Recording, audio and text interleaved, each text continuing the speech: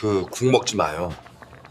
깍두기 접시를 내려놓으며 식당 사장이 귀에 대고 속삭였습니다. 심장이 덜컥 내려앉았어요. 눈앞에는 동태탕이 뜨거운 김을 뿜고 있었습니다. 며느리가 방금 떠준 국이었어요. 3년간 효도한다며 챙겨주던 며느리였습니다. 왜요? 왜 먹으면 안 되는 거죠? 물어보고 싶었지만 사장은 이미 주방으로 돌아가고 있었어요. 며느리가 숟가락을 건네며 웃었습니다. 어머님 어서 드세요. 대체 저 사장은 뭘 본 걸까요? 사연 시작 전 구독과 좋아요를 눌러주시면 그곳에 축복이 가득하시기를 바라겠습니다. 저는 박옥자, 올해 72살입니다. 서울 토박이로 동대문 시장에서 40년 넘게 옷 장사를 해온 사람이에요. 시골에서 빈손으로 올라와 맨바닥에서 시작했죠. 새벽 4시면 어김없이 좌판 앞에 쪼그려 앉아 생선 비린내와 땀 냄새에 절어가며 하루를 시작했죠. 손님들한테 목이 터져라 소리 지르고 떼쓰는 도매상들하고 실랑이하고 그렇게 악착같이 살아왔습니다. 겨울에는 손이 꽁꽁 얼어붙어도 장갑을 끼면 돈 세기 불편하다고 맨손으로 버텼어요. 여름에는 땀이 비 오듯 쏟아져도 자리를 뜰 수 없었죠. 남들이 뭐라 하든 신경 안 썼어요. 오로지 돈, 돈, 돈. 한 푼이라도 더 벌어서 내 새끼한테 좋은 거 먹이고 좋은 데서 재우겠다는 일념뿐이었습니다. 그 결과가 뭐냐고요? 서울 한복판에 5층짜리 꼬마 빌딩 한 채입니다. 대지 25평에 연면적 120평, 월세만 500만 원씩 꼬박꼬박 들어오는 알짜배기 건물이에요. 세상 물정 모르는 여편네라고 무시하던 친척들 코를 납작하게 만들어준 내 자랑이죠. 남편은 15년 전에 먼저 갔지만 이 건물만큼은 이를 악물고 끝까지 지켜냈습니다. 그런데 요즘 들어 자꾸 이상한 생각이 듭니다. 돈 냄새는 귀신같이 맡아온 내가 정작 사람 속은 왜 이리 모르겠는지요. 몇 달 전부터 몸이 예전 같지 않았습니다. 아침마다 머리가 깨질 듯이 아프고 손발이 저려서 젓가락질도 힘들었어요. 밥을 먹으면 속이 뒤집어져서 화장실로 달려가기 일쑤였죠. 시장에서 단련된 몸뚱이가 갑자기 이러니 당황스러웠습니다. 병원에 가봐야겠다고 했더니 며느리 수진이가 펄쩍 뛰더군요. 어머님, 요즘 병원이 얼마나 위험한데요. 괜히 갔다가 병원균 옮아오시면 어쩌려고요. 제가 좋은 한약방 알아볼게요. 그 말이 그럴듯해서 그냥 참았습니다. 솔직히 말하면 며느리가 이렇게 챙겨주는 게 내심 고마웠어요. 평소에는 명절 때나 얼굴 비추던 애가 요즘 부쩍 자주 들르거든요. 이틀에 한 번꼴로 반찬통을 들고 나타났습니다. 아들 영훈이도 마찬가지였어요. 밥은 먹었냐? 어디 아픈 데는 없냐? 예전에는 안 하던 안부 전화를 하루에 2~3번씩 했습니다. 늦게 얻은 외동아들이라 한없이 약한 내가 그 전화 한 통에 눈시울이 붉어지곤 했어요. 이제야 효도하려나 보다 싶어서 속으로 흐뭇해했죠. 며느리가 지어온 한약은 까만 빛깔의 탕약이었습니다. 냄새가 독했어요. 코를 찌르는 비릿한 냄새가 섞여 있었죠. 무슨 약재를 넣었길래 이런 냄새가 나는 건지 의아했습니다. 한 모금 입에 넣자마자 혀가 마비되는 듯한 아린 맛이 퍼졌어요. 목구멍 안쪽이 얼얼했어요. 인상을 찌푸리니까 며느리가 얼른 꿀물을 타줬습니다. 어머님, 좋은 약은 원래 입에 써요. 한 달만 드셔보세요. 금방 좋아지실 거예요. 지극정성이구나 싶어서 군말 없이 삼켰습니다. 그런데 이상했어요. 약을 먹을수록 몸이 더 안 좋아졌거든요. 두통은 심해지고 손발 저림은 온몸으로 퍼지고 구토 증세는 더 잦아졌습니다. 어떤 날은 눈앞이 노랗게 변하면서 정신이 아득해지기도 했어요. 한약이 체질에 안 맞나 싶었지만 며느리 성의를 생각하면 차마 그만 먹겠다는 말이 안 나왔습니다. 어젯밤 일이 자꾸 떠오릅니다. 한밤중에 목이 말라 물을 마시려고 방을 나섰는데 베란다에서 아들 영훈이의 목소리가 들려왔습니다. 전화 통화를 하고 있었어요.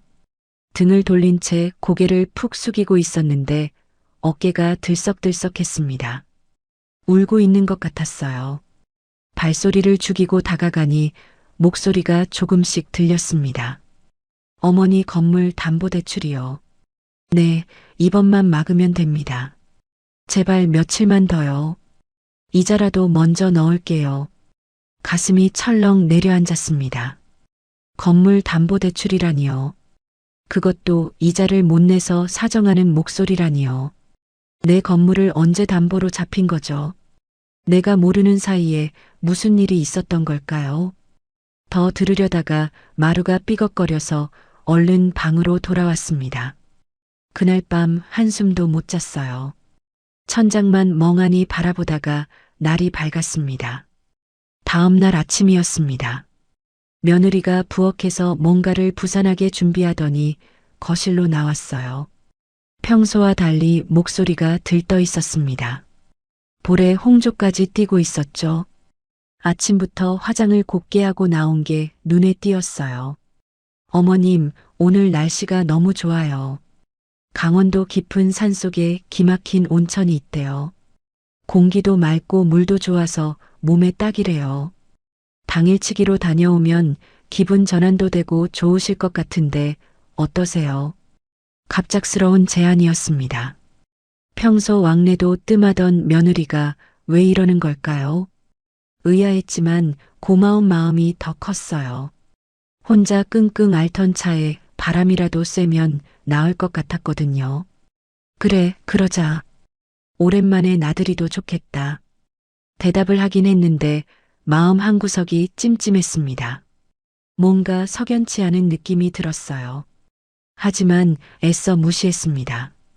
내 새끼와 며느리를 의심하다니 내가 너무 예민해진 거라고 스스로 다독였죠. 짐을 싸려고 안방으로 들어갔습니다.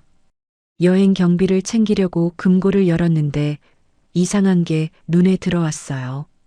5만 원권 다발을 묶어둔 띠지 위치가 미세하게 돌아가 있었습니다. 분명히 내가 왼쪽으로 맞춰뒀는데 오른쪽을 향해 있었죠. 40년 장사꾼의 촉이 발동했습니다. 돈을 다룬 세월이 얼마인데요? 누군가 건드린 겁니다. 돈다발 개수를 세어보니 새 묶음이 없었어요. 1,500만 원입니다. 등줄기에 찬 기운이 스쳤습니다. 이 집 금고 비밀번호를 아는 사람은 나하고 영훈이 뿐이에요. 설마 하는 생각이 머리를 스쳤습니다. 아침 식탁에 앉았을 때였습니다. 맞은편에 앉은 아들 영훈이를 보고 또 한 번 가슴이 내려앉았어요. 손톱 주변살을 피가 나도록 물어뜯고 있었거든요. 손가락 끝이 빨갛게 부어올라 있었습니다. 살점이 뜯겨나간 자리에서 피가 배어나왔어요. 저건 어릴 때부터 거짓말할 때 보이던 버릇이에요. 담임 선생님한테 불려갈 때, 용돈을 몰래 꺼내 썼을 때, 이 아이는 항상 저렇게 손톱을 물어뜯었습니다. 42살 먹은 장성한 아들이 지금 다시 저러고 있었어요. 영훈아, 손톱 그만 뜯어. 피나잖니? 아들이 화들짝 놀라며 손을 내렸습니다. 그런데 내 눈을 똑바로 쳐다보지 못하더군요. 시선이 자꾸 허공을 헤맸어요. 식탁 위도 보고 바닥도 보고 뭔가 숨기는 게 분명했습니다. 짐을 챙기는 며느리의 행동도 수상했습니다.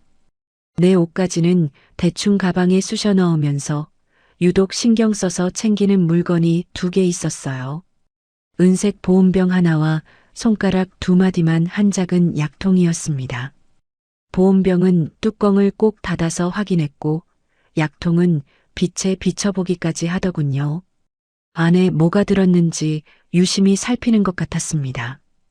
그것들을 핸드백 안쪽 지퍼 주머니에 넣는 모습을 힐끔 봤어요. 물어볼까 했지만 괜한 의심 같아서 입을 다물었어요. 그날 밤 잠을 설쳤습니다. 이불 속에서 뒤척이다가 먼저 간 남편 영정 사진을 꺼내 닦았어요. 먼지 한 톨 없이 깨끗하게 닦으면서 중얼거렸습니다. 영감, 나 내일 가도 되는 걸까요? 왜 이리 마음이 불안한지 모르겠어요. 사진 속 남편은 여전히 무뚝뚝하게 웃고 있었습니다. 대답이 있을 리 없었지만 괜히 물어보고 싶었어요. 남편이 살아 있었으면 뭐라고 했을까요? 아마 가지 말라고 했을 겁니다. 그 사람은 원래 아들 내외를 못마땅해 했거든요. 출발 당일 새벽이었습니다. 잠결에 이상한 소리가 들려왔어요. 부엌에서 무언가를 갈고 빻는 소리였습니다. 득, 득, 득. 규칙적이면서도 섬뜩한 소리였죠. 마치 무덤 파는 소리 같았어요. 눈을 떠보려 해도 몸이 천근만근이었습니다. 팔다리에 힘이 하나도 없었어요. 문을 열어보려고 손을 뻗었지만 손끝이 이불 밖으로 나가지도 못했습니다. 결국 그대로 다시 잠이 들었어요. 아침이 되어 현관에 섰을 때였습니다. 영훈이가 신발을 신는데 끈을 10분째 묶고 있었어요. 다 묶었다 풀었다를 반복하면서 고개를 푹 숙이고 있었죠. 내 눈을 피하는 게 분명했습니다. 영훈아, 뭐해? 빨리 안 나가고. 네, 엄마. 금방요. 목소리가 갈라졌습니다. 42살 먹은 장정의 목소리가 떨리고 있었어요. 현관문을 나서려는데 며느리가 운전석에 먼저 탄 영훈이에게 다가가는 게 보였습니다. 창문을 두드리더니 고개를 바짝 들이밀고 뭐라고 속삭였어요. 귀를 기울이니 희미하게 들렸습니다. 정신 똑바로 차려. 오늘 실패하면 우리 다 끝이야. 알았어. 심장이 쿵 하고 내려앉았습니다. 무슨 뜻일까요? 뭐가 실패하면 끝이라는 걸까요? 온몸에 소름이 쫙 돋았습니다. 며느리가 뒤를 돌아보자 나는 얼른 고개를 돌렸어요. 아무것도 듣지 못한 척했죠. 현관문이 닫히는 소리가 유난히 크게 울렸습니다. 철컥. 마치 감옥문이 닫히는 것 같았어요. 다시는 이 문을 열 수 없을 것 같은 불길한 예감이 들었습니다. 뒷좌석에 올라타자 며느리가 뒤를 돌아봤습니다. 입술에 서늘한 미소가 걸려 있었어요. 입꼬리만 올라갔지 눈은 웃지 않았습니다. 어머님, 푹 주무세요. 도착하면 깨워드릴게요. 왜인지 그 말이 섬뜩하게 들렸습니다. 등골이 서늘해졌어요. 차가 출발했습니다. 백미러로 멀어지는 내 집을 바라봤어요. 5층짜리 꼬마 빌딩이 점점 작아지다가 결국 시야에서 사라졌죠. 평생을 바쳐서 일군 내 성이 저렇게 멀어지고 있었습니다. 저 집에 다시 돌아올 수 있을까요? 아니, 과연 살아서 돌아올 수 있을까요? 40년 장사꾼의 촉이 미친 듯이 경고를 보내고 있었어요. 이 차는 온천이 아니라 분명 다른 어딘가로 가고 있다고요. 차가 출발하자마자 며느리가 뒤를 돌아보며 안전벨트를 채워줬습니다. 그런데 이상하게 꽉 조이더군요. 숨이 막힐 정도였어요. 가슴팍이 눌리는 느낌이 들어서 손으로 벨트를 당겨봤지만 꿈쩍도 안 했습니다. 갈비뼈가 조여오는 것 같았어요. 어머님, 산길이 험해서요. 안전이 제일이잖아요. 며느리의 목소리는 다정했지만 벨트는 마치 나를 결박하는 것 같았어요. 몸을 움직일 수가 없었습니다. 뒷좌석에 갇힌 기분이 들었죠. 양손을 무릎 위에 올려놓고 가만히 있을 수밖에 없었습니다. 차 안에서 이상한 냄새가 났습니다. 소독약 냄새 같기도 하고 비릿한 냄새 같기도 했어요. 병원에서 나는 그 특유의 냄새요. 코를 찌르는 냄새에 창문을 내리려고 버튼을 눌렀습니다. 손가락으로 여러 번 눌렀어요. 그런데 창문이 꿈쩍도 안 하더군요. 며느리가 운전석에서 중앙 제어 버튼을 누른 거였어요. 에어컨 켰잖아요. 창문 열면 더워요. 에어컨 바람은 차가웠지만 나는 등줄기에 땀이 흘렀습니다. 밀폐된 공간에 갇힌 것 같은 답답함이 밀려왔어요. 숨을 깊이 들이쉬려 해도 제대로 안 됐습니다. 안전벨트가 가슴을 조이고 있었으니까요. 한참을 달리는데 이상했습니다. 고속도로로 가야 하는데 차가 엉뚱한 방향으로 가고 있었거든요. 내비게이션 화면을 보니 지도에 제대로 표시되지도 않는 좁은 길이었어요. 양옆으로 나무가 빽빽하게 들어선 옛 국도였습니다. 아스팔트가 갈라지고 잡초가 틈새로 삐져나온 길이었죠. 아들이 불안한 듯 물었어요. 여보, 이 길 맞아? 고속도로로 가야 하는 거 아니야? 시끄러워. 이 길이 더 빨라. 내가 알아서 할 테니까 입 닥쳐. 며느리가 날카롭게 쏘아붙였습니다. 평소의 상냥한 목소리와는 전혀 달랐어요. 눈이 사납게 치켜 올라가 있었죠. 이를 악물고 있는 게 보였습니다. 아들은 더 이상 아무 말도 못하고 입을 다물었습니다. 나도 괜히 끼어들었다가 분위기만 험악해질 것 같아서 가만히 있었어요. 그때 아들의 휴대폰이 진동했습니다. 부르르 부르르. 계속해서 울렸어요. 액정 화면에 김 실장이라는 이름이 떴습니다. 아들이 화들짝 놀라며 휴대폰을 뒤집어 놓았어요. 얼굴이 하얗게 질렸더군요. 손이 부들부들 떨리고 있었습니다. 이마에 식은땀이 송골송골 맺혔어요. 김 실장이 누구길래 저렇게 겁을 먹는 걸까요? 사채업자인가 싶었습니다. 어젯밤 통화 내용이 떠올랐어요. 이자를 못 내서 사정하던 그 울먹이는 목소리가요. 내 아들이 도대체 얼마나 큰 빚을 진 걸까요? 1시간쯤 달렸을까요? 방광이 터질 것 같았습니다. 나이가 들면 화장실이 급해지잖아요. 젊을 때는 몇 시간이고 참았는데 이제는 그게 안 됐어요. 참다 못해 말했습니다. 영훈아, 휴게소 좀 들르자. 화장실이 급하다. 그런데 며느리가 먼저 대답했어요. 아들 대신 며느리가 나서는 게 신경 쓰였습니다. 어머님, 공중화장실이 얼마나 더러운데요. 참으세요. 제가 도시락 싸왔으니까 차에서 드시면 돼요. 참으라니요. 방광이 터지게 생겼는데요.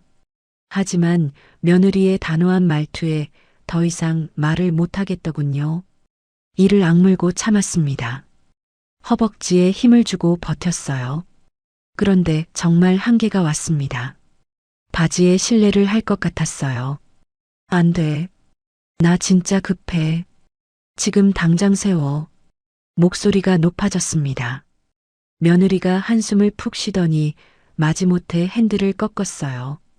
낡은 폐주유소가 나타났습니다. 기름도 안 팔고 사람도 없는 흉물스러운 곳이었죠. 녹슨 주유기만 덩그러니 서 있고 화장실만 덜렁 남아 있었어요.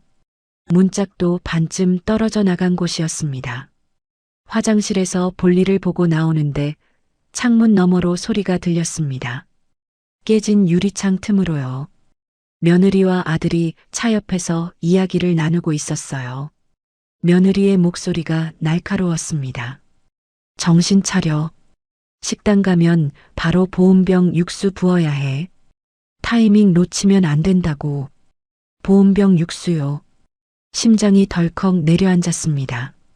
아침에 며느리가 챙기던 그 은색 보온병이 떠올랐어요. 뚜껑을 꼭꼭 확인하던 모습, 빛에 비춰보던 약통, 그리고 매일 아침 내게 먹이던 그 검은 탕약. 모든 게 연결되는 것 같았습니다. 퍼즐 조각이 맞춰지는 느낌이었어요. 다리에 힘이 풀렸습니다. 벽에 손을 짚고 겨우 버텼어요. 심장이 미친 듯이 뛰었습니다. 차로 돌아오니 아들이 핸들을 잡은 손을 사시나무 떨듯 떨고 있었어요. 얼굴이 종이장처럼 하였습니다. 눈동자가 불안하게 흔들리고 있었죠. 며느리는 태연하게 거울을 보며 입술에 립밤을 바르고 있었습니다. 마치 아무 일도 없다는 듯이요. 두 사람의 온도 차이가 너무 컸어요. 어머님 맛집 찾았어요. 욕쟁이 동태탕이래요. 리뷰가 좋던데. 며느리가 휴대폰 화면을 보여줬습니다. 그런데 리뷰가 하나도 없었어요. 별점도 없었죠? 지도 끝자락에 간신히 표시된 외딴 식당이었습니다. 주변에 민가 하나 없었어요. 왜 하필 저런 곳으로 가는 걸까요? 불안감이 점점 커졌습니다. 산길로 접어들었습니다. 굽이굽이 돌아가는 좁은 길이었어요. 한쪽은 절벽이고 한쪽은 낭떠러지였죠. 난간도 제대로 없었습니다. 갑자기 앞에서 뭔가 튀어나왔어요. 고라니였습니다. 커다란 눈망울이 헤드라이트에 번쩍였죠. 아들이 급브레이크를 밟았습니다. 끼익하는 소리와 함께 차가 멈췄어요. 타이어가 자갈을 긁는 소리가 귀청을 찢었습니다. 나는 관성 때문에 앞으로 쏠렸어요. 이마가 앞 좌석 머리받침에 세게 부딪혔죠. 별이 번쩍했습니다. 찢어지는 듯한 통증이 밀려왔어요. 신음이 절로 나왔어요. 눈앞이 아찔했습니다. 잠깐 정신이 멍해졌죠. 이마를 만져보니 혹이 불룩 솟아 있었어요. 피는 안 났지만 욱신욱신 쑤셨습니다. 그런데 며느리의 반응이 이상했어요. 신음하는 나한테는 눈길도 안 주고 바닥에 굴러떨어진 보온병부터 집어들었습니다. 허겁지겁 보온병을 끌어안으며 안도의 한숨을 내쉬더군요. 뚜껑이 열리지 않았는지 꼼꼼히 확인하고서야 비로소 나를 돌아봤습니다. 어머님 괜찮으세요? 괜찮냐고요. 머리가 깨질 것 같은데요. 이마에서 열이 났습니다. 만져보니 달걀만 한 혹이 솟아 있었어요. 욱신욱신 쑤시고 눈앞이 핑 돌았습니다. 하지만 그보다 더 충격적인 건 며느리의 행동이었어요. 시어머니보다 보온병이 더 소중한 거였어요. 저 보온병 안에 도대체 뭐가 들었길래 저러는 걸까요? 사람 목숨보다 중요한 게 뭐가 있다고요. 산 깊숙이 들어갈수록 휴대폰 신호가 약해졌습니다. 안테나가 4칸에서 3칸, 2칸, 결국 1칸만 남았어요. 나중에는 그마저도 사라졌습니다. 휴대폰 화면에 신호 없음이 떴어요. 세상과 완전히 단절되는 기분이었습니다. 여기서 무슨 일이 생겨도 아무도 모를 것 같았어요. 구조 요청도 못하고 경찰도 못 부르고요. 등골이 서늘해졌습니다. 이게 다 계획된 거였을까요? 일부러 이런 곳으로 데려온 걸까요? 라디오에서 뉴스가 흘러나왔습니다. 앵커의 목소리가 또렷하게 들렸어요. 최근 보험금을 노린 존속 살해 사건이 급증하고 있습니다. 경찰은 가족 간 금전 문제가 주요 원인이라고 밝혔습니다. 며느리가 신경질적으로 라디오 전원을 꺼버렸습니다. 버튼을 세게 누르는 바람에 딸깍 소리가 크게 났어요. 차 안이 조용해졌습니다. 숨소리만 들릴 정도로요. 아무도 입을 열지 않았습니다. 나는 창밖을 바라보며 생각했어요. 존속 살해라니요. 가족이 가족을 죽인다니요. 설마 나한테 그런 일이 일어나려는 건 아니겠죠. 아무리 그래도 내 새끼가 그럴 리 없잖아요. 내가 낳고 기른 내 아들인데요. 그때 안개가 밀려왔습니다. 앞이 제대로 안 보일 정도로 짙은 안개였어요. 뿌연 안개가 차를 집어삼킬 것 같았습니다. 헤드라이트 불빛도 안개 속에 묻혀버렸죠. 아들이 속도를 줄였습니다. 서행하며 조심조심 산중턱을 올라갔어요. 와이퍼가 앞 유리를 닦아도 금세 물방울이 맺혔습니다. 얼마나 갔을까요? 안개 속에서 건물 하나가 희미하게 나타났어요. 을씨년스러운 건물이었습니다. 페인트가 벗겨지고 간판 글씨도 반쯤 지워져 있었죠. 욕쟁이 동태탕이라는 글씨가 겨우 읽혔어요. 폐가 같았습니다. 다 왔어요, 어머님. 며느리의 목소리가 들떠 있었습니다. 입꼬리가 귀까지 올라가 있었어요. 눈이 반짝반짝 빛났죠. 그런데 그 웃음이 왜 그렇게 섬뜩하게 느껴지는 걸까요? 사냥감을 앞에 둔 맹수 같은 눈빛이었어요. 나는 안전벨트를 풀면서 손이 떨렸습니다. 손가락에 힘이 안 들어갔어요. 버클이 제대로 안 눌러져서 몇 번이나 실패했죠. 차 문을 열자 차가운 산 공기가 확 밀려들었어요. 안개 냄새가 코끝에 닿았습니다. 다리에 힘이 없어서 내리기가 힘들었어요. 문틀을 붙잡고 겨우 일어섰습니다. 식당 앞에 섰습니다. 녹슨 철문, 금간 유리창, 먼지 쌓인 처마. 거미줄이 처마 끝에 주렁주렁 달려 있었어요. 손님이 올 것 같지 않은 곳이었습니다. 여기서 정말 밥을 먹으라는 걸까요? 온천 가는 길에 왜 하필 이런 곳에 온 걸까요? 아까 화장실에서 들은 며느리의 말이 귓가에 맴돌았습니다. 식당 가면 바로 보온병 육수 부어야 해. 타이밍 놓치면 안 돼. 무릎이 후들거렸습니다.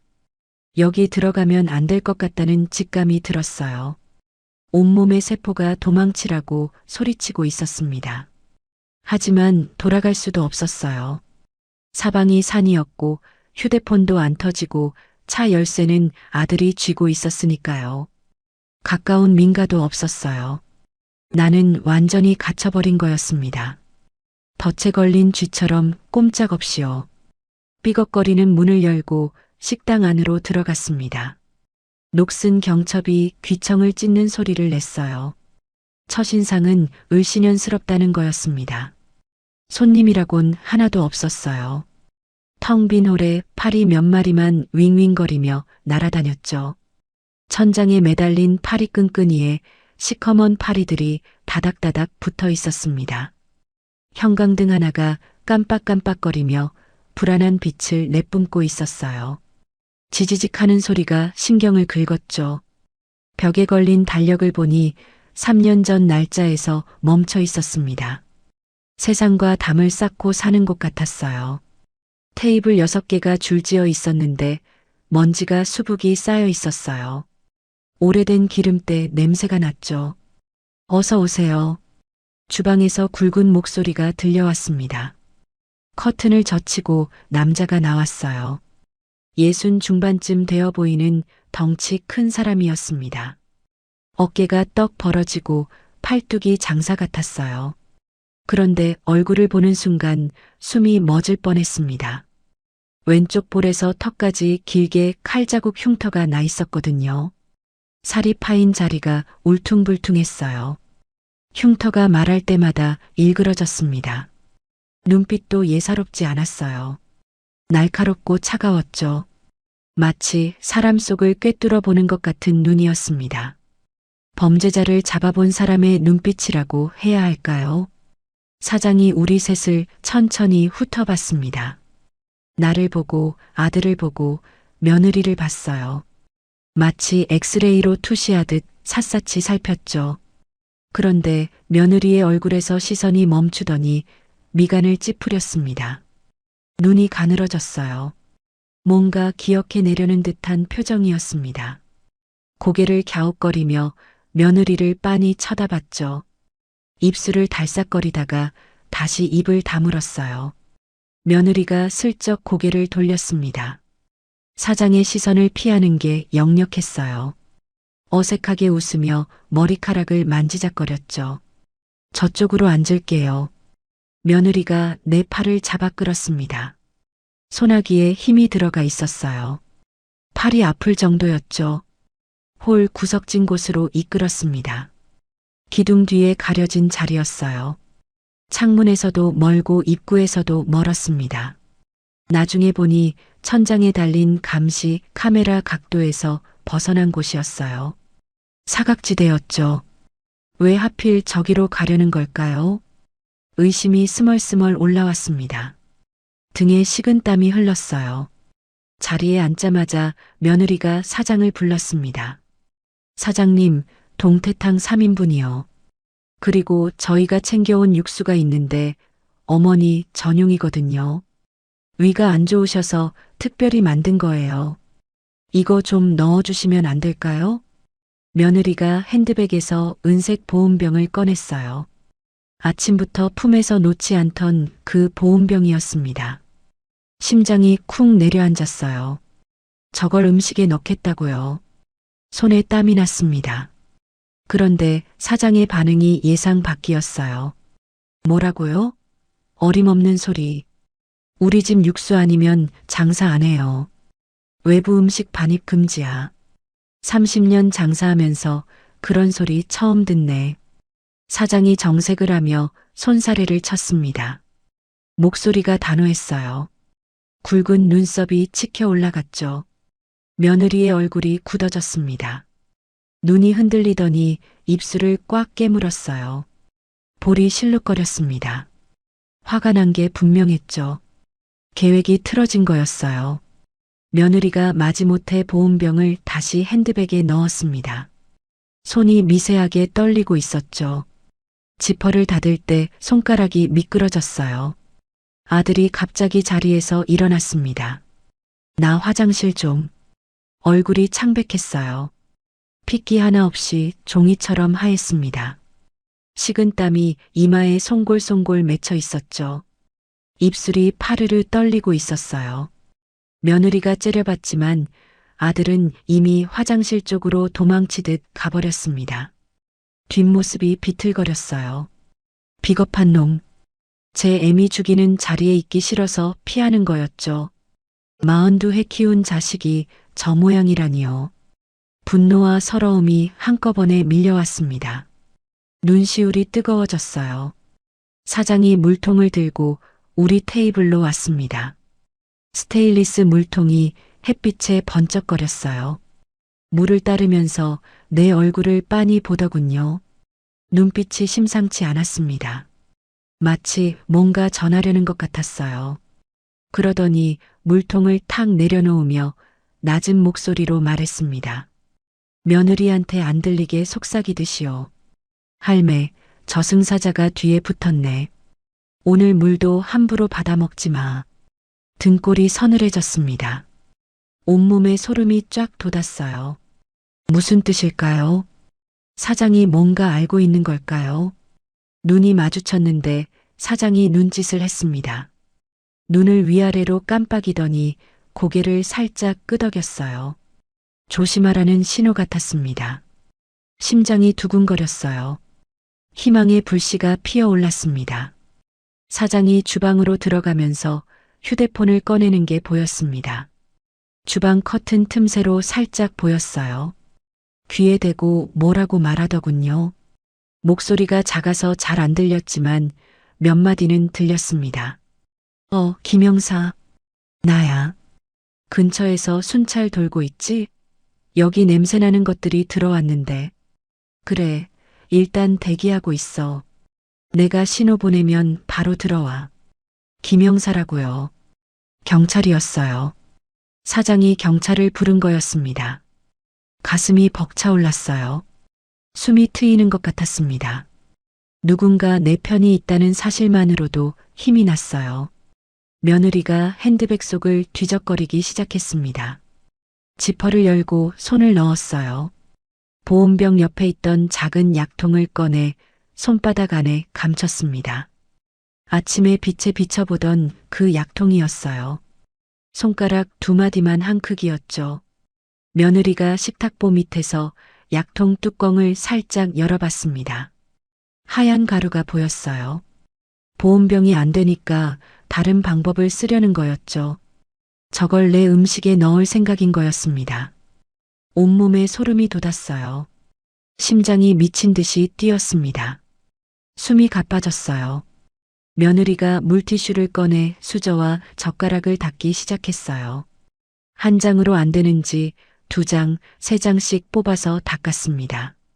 앞면, 뒷면, 손잡이까지 꼼꼼하게요. 국그릇도 닦고 밥그릇도 닦았어요. 테이블 가장자리까지 쓱쓱 문질렀습니다. 마치 지문 하나 남기지 않으려는 것 같았어요. 강박적인 행동이었죠. 범죄자들이 증거를 없애려고 저러는 거 아닌가요? 텔레비전에서 보던 그 장면이 떠올랐습니다. 주방에서 규칙적인 소리가 들려왔습니다. 서걱 서걱 서걱. 칼 가는 소리였어요. 날카로운 금속 소리가 식당 안에 울렸습니다. 숫돌에 칼날을 문지르는 소리였죠. 뼈를 깎는 것 같은 섬뜩한 소리였어요. 며느리가 그 소리에 흠칫 놀라더군요. 어깨가 움츠러들었습니다. 고개를 돌려 주방 쪽을 살폈어요. 평소의 당당한 모습은 온데간데 없고 불안해 보였습니다. 사장이 무섭긴 무서운가 봤어요. 아들이 화장실에서 돌아왔습니다. 눈이 퀭하게 들어가 있었어요. 울었는지 눈가가 빨개져 있었죠. 코도 빨갛게 부어 있었습니다. 비틀거리며 자리에 앉았어요. 자리에 앉자마자 며느리가 식탁 밑에서 아들의 발을 밟았습니다. 꾹 누르는 게 보였어요.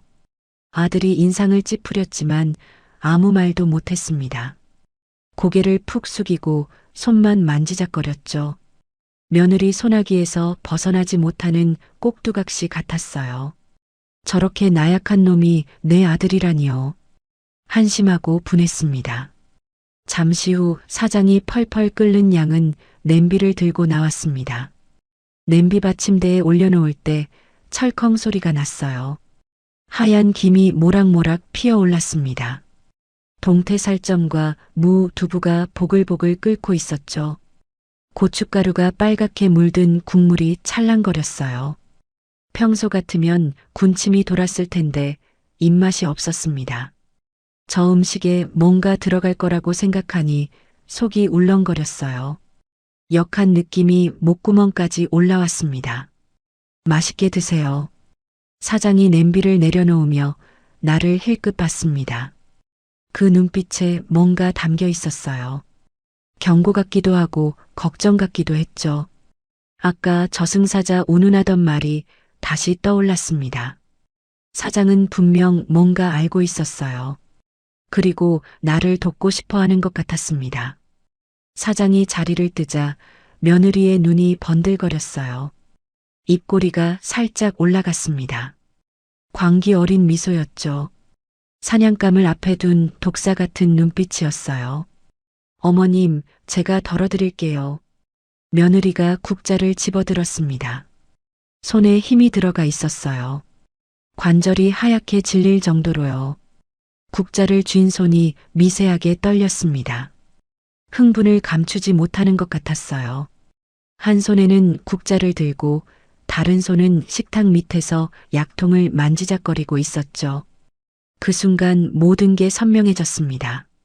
매일 먹이던 검은 탕약, 점점 심해지던 두통과 구토, 손발 저림, 눈앞이 노랗게 변하던 증상들, 사라진 금고의 돈, 아들의 거액의 빚, 건물 담보대출, 퍼즐 조각이 완벽하게 맞춰졌어요.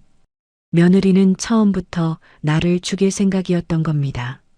천천히 독을 먹여 병으로 위장하고 내 건물을 빼앗으려고요. 얼마나 치밀한 계획인지요. 손이 떨렸습니다. 다리에 힘이 풀렸어요. 도망치고 싶었지만 몸이 말을 듣지 않았습니다. 의자에서 일어나려 해도 무릎이 후들거렸어요. 머릿속이 하얘졌습니다. 40년 장사꾼 인생에서 이런 공포는 처음이었어요. 내 새끼가 내가 낳고 기른 아들이 애미를 죽이려 하다니요. 젖 먹이고 밥 먹이고 학교 보내고 장가까지 보낸 자식이요. 눈앞이 캄캄해졌습니다. 하늘이 무너지는 것 같았어요. 가슴 한가운데가 칼로 찔린 듯 아팠습니다. 차라리 남에게 당하는 게 나았을 거예요. 내 새끼한테 당하는 건 죽는 것보다 더 고통스러웠습니다. 눈물이 핑 돌았지만 꾹 참았어요. 여기서 무너지면 안 됐습니다. 사장이 경찰을 불렀어요. 아직 기회가 있었습니다. 살아야 했어요. 무슨 수를 써서라도. 며느리가 국자로 동태탕을 퍼서 내 앞에 놓인 국그릇에 담았습니다. 하얀 김이 모락모락 올라왔어요. 동태살점과 무가 그릇에 담겼죠. 그런데 국자를 든 손이 자연스럽지 않았습니다. 왼손이 계속 식탁 밑에 있었거든요. 아까부터 약통을 만지고 있는 게 분명했어요. 손목이 미세하게 움직이는 게 보였습니다. 심장이 쿵쿵 뛰었어요. 귀에서 심장 소리가 들릴 정도였죠. 어머님, 뜨거우니까 조심하세요. 제가 식혀드릴게요. 며느리가 내 국그릇을 가져가며 후후 불었습니다.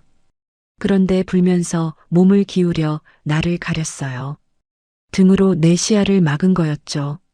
넓은 어깨로 그릇을 완전히 숨겼습니다. 그 순간 며느리의 왼손이 스르륵 움직이는 게 보였습니다. 식탁 밑에서 뭔가 하얀 것이 번쩍거렸어요. 약통을 연 거였습니다. 엄지와 검지로 뭔가를 집었어요.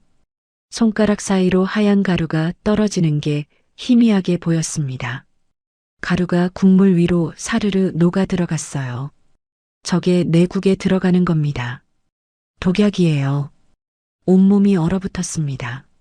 소리를 지르고 싶었지만 목이 막혔어요. 목구멍이 바짝바짝 말랐습니다. 다리가 후들거렸어요. 도망쳐야 하는데 몸이 말을 듣지 않았습니다. 의자에 못 박힌 듯 움직일 수가 없었어요. 자, 어머님, 드세요. 며느리가 국그릇을 내 앞에 도로 놓았습니다. 아까보다 국물색이 살짝 탁해진 것 같았어요. 착각일 수도 있지만 분명 그렇게 보였습니다. 국물 위에 하얀 거품 같은 게 떠 있었어요. 며느리의 눈이 반짝거렸습니다. 입꼬리가 미세하게 올라가 있었죠. 기대에 찬 눈빛이었어요. 독사가 먹이를 기다리는 것 같은 눈이었습니다. 내가 이걸 먹기만을 기다리는 거였어요. 숟가락을 들었습니다. 손이 떨려서 숟가락이 덜그럭거렸어요. 국물을 떠서 입으로 가져갔습니다. 김이 코끝에 닿았어요. 비린내와 매콤한 냄새가 섞여 있었죠. 한 모금만 먹으면 끝이에요. 영원히 눈을 못 뜰 수도 있었습니다. 아들 내외 손에 죽는 거였어요. 숟가락이 입술에 닿기 직전이었습니다. 잠깐요. 사장의 굵은 목소리가 들려왔습니다. 숟가락을 든 채 멈췄어요. 손이 허공에서 얼어붙었습니다. 사장이 우리 테이블로 성큼성큼 다가왔어요. 발걸음 소리가 쿵쿵 울렸죠. 손에 뭔가를 들고 있었습니다. 작은 접시였어요. 서비스예요. 우리 집 특제 깍두기. 30년 비법으로 담근 거야. 할매 입맛에 맞을 거야. 사장이 접시를 탁 내려놓으며 내 귀에 대고 속삭였습니다. 며느리한테 안 들리게 입을 내 귀에 바짝 대고 작은 목소리로요. 그 국 먹지 마. 화장실 가는 척하고 나와. 창문으로. 심장이 벌렁거렸습니다. 사장이 본 거였어요. 며느리가 약을 넣는 걸 봤던 겁니다. 나를 구하려는 거였어요. 세상에 이런 은인이 있다니요. 눈물이 핑 돌았습니다. 코끝이 찡했어요. 사장님 감사합니다. 목소리가 떨렸어요. 사장이 고개를 끄덕이며 주방으로 돌아갔습니다. 며느리가 눈을 가늘게 뜨고 사장의 뒷모습을 쳐다봤어요. 의심하는 눈초리였습니다. 눈썹이 찌푸려졌어요. 뭔가 낌새를 챈 것 같았습니다. 입술을 깨물며 나를 재촉했죠. 어머님, 국 식겠어요. 어서 드세요. 맛있을 때 먹어야죠. 목소리에 짜증이 묻어 있었습니다. 애써 웃는 표정을 지었지만 눈가가 실룩거렸어요. 조급해하는 게 느껴졌습니다. 빨리 먹이고 싶어서 안달이 난 거였죠. 나는 숟가락을 다시 들었습니다. 국물을 떴어요. 하지만 입에 넣지 않았습니다. 숟가락을 입술 근처까지 가져갔다가 다시 내려놓았어요. 시간을 끌어야 했습니다. 아이고, 너무 뜨거워. 조금 식히고 먹을게. 핑계를 댔습니다. 며느리의 눈이 흔들렸어요. 이마에 주름이 잡혔습니다. 속이 타는 게 얼굴에 다 드러났어요. 어머님, 동태탕은 뜨거울 때 먹어야 맛있어요. 한 입만 드셔보세요. 제가 직접 불어서 식혀드렸잖아요. 며느리가 내 손을 잡았습니다. 손에 힘이 들어가 있었어요. 손톱이 살을 파고들 정도로 세게 잡았습니다. 숟가락을 든 내 손을 잡고 국그릇 쪽으로 이끌었어요. 강제로 먹이려는 거였습니다. 손목이 아팠어요. 뼈가 으스러질 것 같았죠. 아들은 고개를 푹 숙이고 있었습니다. 어깨가 움츠러들어 있었어요. 애미가 독 먹는 걸 보고도 못 본 척하는 거였습니다. 나 화장실. 벌떡 일어났습니다. 의자가 뒤로 밀리며 끼익 소리를 냈어요. 며느리의 손을 뿌리쳤습니다. 국그릇이 흔들려서 국물이 철벅 쏟아졌어요. 빨간 국물이 식탁보에 번졌습니다. 동태살점이 바닥에 떨어졌죠. 어머님, 며느리가 당황한 표정을 지었습니다. 눈이 커지고 입이 벌어졌어요. 계획이 틀어지고 있다는 걸 눈치챈 거였죠. 나는 뒤도 안 돌아보고 화장실 쪽으로 걸었습니다. 다리가 후들거렸지만 최대한 빨리 걸었어요. 화장실 문을 열고 들어갔습니다. 문을 닫자마자 다리에 힘이 풀렸어요. 벽에 기대서 겨우 버텼습니다. 심장이 터질 것 같았어요.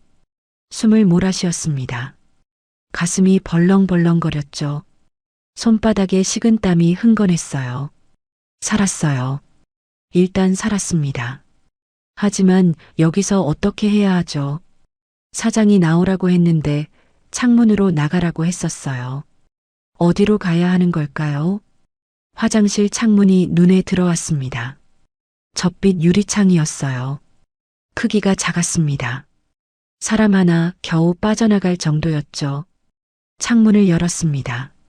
녹슨 경첩이 삐걱거렸어요. 밖에 뭐가 있는지 내다봤습니다. 주방 뒷문이 보였어요. 쓰레기통이 놓여 있었죠. 그리고 사장이 서 있었습니다. 담배를 피우는 척하며 나를 기다리고 있었던 거였어요. 사장이 손짓을 했어요. 이리 오라는 신호였습니다. 나는 창틀에 손을 짚고 올라갔어요. 72살 먹은 몸이 마음처럼 안 움직였습니다. 팔에 힘이 없어서 몇 번이나 미끄러졌어요. 무릎이 창틀에 걸렸다가 빠졌습니다. 이를 악물고 기어 올랐어요. 40년 시장 장사하며 단련된 악바리 근성으로 버텼습니다. 겨우 창문 밖으로 상체를 빼냈어요. 허리가 창틀에 걸려 아팠지만 참았습니다. 그때 화장실 문을 두드리는 소리가 들렸습니다. 쿵쿵쿵. 거칠게 두드리는 소리였어요. 며느리 목소리였습니다. 어머님 괜찮으세요? 왜 이렇게 오래 걸려요? 문 열어요. 심장이 덜컥 내려앉았습니다. 들키면 안 됐어요. 죽었다 깨어나도 안 됐습니다. 사장이 뛰어와서 내 팔을 잡아당겼습니다. 나머지 몸도 창문 밖으로 빠져나왔어요. 발이 땅에 닿자마자 휘청거렸습니다. 사장이 나를 부축했어요. 이쪽으로, 빨리. 사장이 나를 이끌었습니다. 급하게 걸었어요. 발이 자갈에 걸려 휘청거렸지만 사장이 단단히 부축해줬습니다. 식당 뒤편에 작은 창고가 있었어요. 양철 지붕에 나무벽으로 된 허름한 창고였죠. 문을 열고 안으로 들어갔습니다. 어둡고 좁은 공간이었어요. 낡은 식자재와 빈 박스가 쌓여 있었습니다. 먼지 냄새가 코를 찔렀어요. 거미줄이 얼굴에 닿았습니다. 여기서 기다려.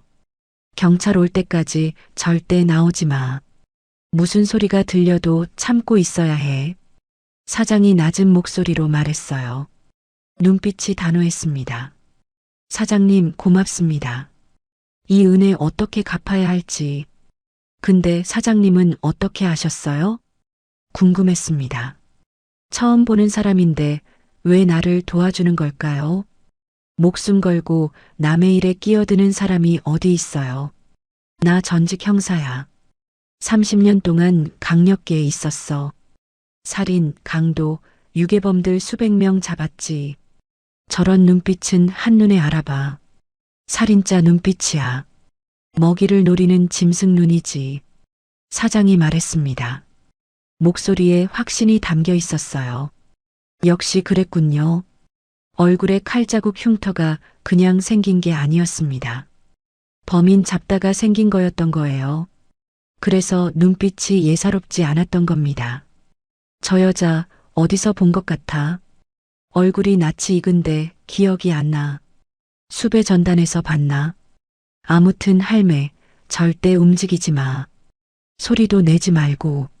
사장이 창고 문을 닫고 나갔습니다. 혼자 남겨졌어요. 칠흑 같은 어둠이 나를 감쌌습니다. 심장 뛰는 소리가 귓가에 울렸어요. 쿵, 쿵, 쿵. 규칙적이지만 빠른 박동이었죠. 무릎을 끌어안고 웅크렸습니다. 온몸이 부들부들 떨렸어요. 창고 틈새로 밖이 살짝 보였습니다. 판자 사이로 한 줄기 빛이 들어왔어요. 며느리가 화장실 문을 열고 안을 살피는 게 보였습니다. 문을 벌컥 열었어요. 텅 빈 화장실을 보고 얼굴이 일그러졌습니다. 분노로 가득 찬 표정이었어요. 귀신 같은 얼굴이었죠. 이를 악물고 주먹을 불끈 쥐더니 주방 쪽으로 달려갔습니다. 발을 쿵쿵 구르며요. 어머님 어디 갔어요? 사장님, 우리 시어머니 못 봤어요? 며느리의 날카로운 목소리가 들렸어요. 히스테리 섞인 목소리였습니다. 사장이 태연하게 대답하는 소리가 들렸어요. 뒷문으로 나가시던데. 바람 쐬러 가신다고 하셨어. 산책로 쪽으로 가시더라고. 며느리가 뒷문 쪽으로 뛰어갔어요. 발소리가 점점 멀어졌습니다. 자갈 밟는 소리가 들렸어요. 나는 숨을 죽이고 웅크렸습니다. 심장이 목까지 올라온 것 같았어요. 손바닥에 땀이 흥건했습니다. 옷이 땀으로 축축하게 젖었어요. 제발 찾지 마라. 속으로 빌었습니다. 얼마나 지났을까요? 5분이 1시간처럼 느껴졌습니다. 밖에서 차 엔진 소리가 들렸어요. 타이어가 자갈 위를 구르는 소리였죠. 사이렌 소리도요. 경찰이 온 거였어요. 눈물이 왈칵 쏟아졌습니다. 주체할 수 없이 뚝뚝 흘러내렸어요. 살았어요. 드디어 살았습니다. 이제 정말로 끝이에요. 창고 문이 열렸습니다. 눈이 부셨어요. 햇빛이 쏟아져 들어왔거든요. 어둠 속에 웅크리고 있다가 갑자기 빛을 보니 눈이 따가웠습니다. 손으로 눈을 가리고 겨우 앞을 봤어요. 사장이 서 있었습니다. 그 옆에 경찰 2명이 있었어요. 한 명은 젊은 남자였고 한 명은 중년 여자였습니다. 제복 가슴에 경찰 배지가 반짝거렸죠. 여자 경찰이 나를 부축해서 일으켜 세웠어요. 손이 따뜻했습니다. 할머니, 괜찮으세요? 많이 놀라셨죠? 이제 안전해요. 여자 경찰의 목소리가 따뜻했습니다. 눈물이 왈칵 쏟아졌어요. 참고 있던 게 한꺼번에 터져 나왔습니다. 무릎에 힘이 풀려서 주저앉을 뻔했어요. 여자 경찰이 단단히 잡아줬습니다. 우리 아들이, 우리 며느리가 말을 잇지 못했습니다. 목이 메어서 소리가 안 나왔어요. 여자 경찰이 내 등을 토닥여줬습니다. 천천히 말씀하세요. 시간 충분해요. 식당 앞마당으로 나왔습니다. 경찰차 2대가 서 있었어요. 빨간 불이 빙빙 돌고 있었죠.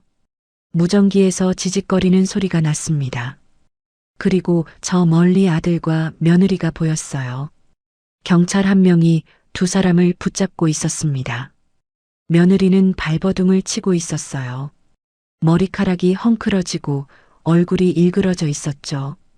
화장이 번져서 눈밑이 시커멓게 되어 있었습니다. 아까의 단정한 모습은 온데간데 없었어요. 나요. 우리가 뭘 잘못했다고 그래요? 시어머니 모시고 밥 먹으러 온 게 죄예요? 이거 인권 침해야. 며느리가 악을 썼습니다. 목소리가 찢어질 듯 날카로웠어요. 고막이 아플 정도였죠. 아들은 고개를 푹 숙인 채 아무 말도 안 했습니다. 어깨가 축 처져 있었어요. 빠진 혼처럼 서 있었습니다. 사장이 경찰에게 뭔가를 건넸습니다. 비닐봉지에 담긴 국그릇이었어요. 빨간 고춧가루 국물이 봉지 안에서 출렁거렸습니다. 아까 내가 먹으려던 그 국그릇이었죠. 하얀 가루가 섞인 국물이 들어있는 그 그릇이요. 이거 성분 분석해봐. 틀림없이 뭔가 나올 거야. 사장이 말했습니다. 젊은 남자 경찰이 비닐봉지를 받아들었어요. 선배님 감식반에 바로 보내겠습니다. 선배님이라고요. 사장이 정말 전직 형사였던 거였어요. 후배 형사들이 선배를 찾아온 거였습니다. 그때 사장이 이마를 탁 쳤습니다. 손바닥으로 이마를 세게 때렸어요. 뭔가 떠올랐다는 표정이었습니다. 눈이 번쩍 빛났어요. 아, 생각났다. 저 여자 3년 전 사건이야. 내가 은퇴하기 직전에 맡았던 사건. 사장이 며느리를 가리키며 말했습니다. 손가락이 부들부들 떨렸어요. 모두의 시선이 며느리에게 쏠렸습니다. 3년 전 인천에서 노인 연쇄 독살 사건이 있었어. 요양원이나 복지관에서 혼자 사는 노인들한테 접근해서 친해진 다음 유산 뺏고 독살한 사건. 범인이 젊은 여자였는데 증거 불충분으로 풀려났지. 그때 그 여자 얼굴이 저 여자랑 똑같아. 틀림없어. 심장이 멎는 것 같았습니다. 연쇄 독살범이라고요. 우리 며느리가요. 머릿속이 하얘졌어요. 며느리의 얼굴이 굳어졌습니다. 눈이 흔들렸어요. 입술이 파르르 떨렸죠. 동공이 커졌다가 작아졌습니다. 그러더니 갑자기 웃기 시작했어요. 낄낄낄. 미친 사람처럼 웃었습니다. 머리를 뒤로 젖히고 하늘을 보며 웃었어요. 소름이 끼쳤습니다. 저게 사람이 내는 소리인가 싶었어요. 증거 있어요? 없잖아. 3년 전에도 없었고 지금도 없을걸요. 이번에도 못 잡아요. 나 원래 머리 좋거든요. 흔적 안 남기는 거 전문이에요.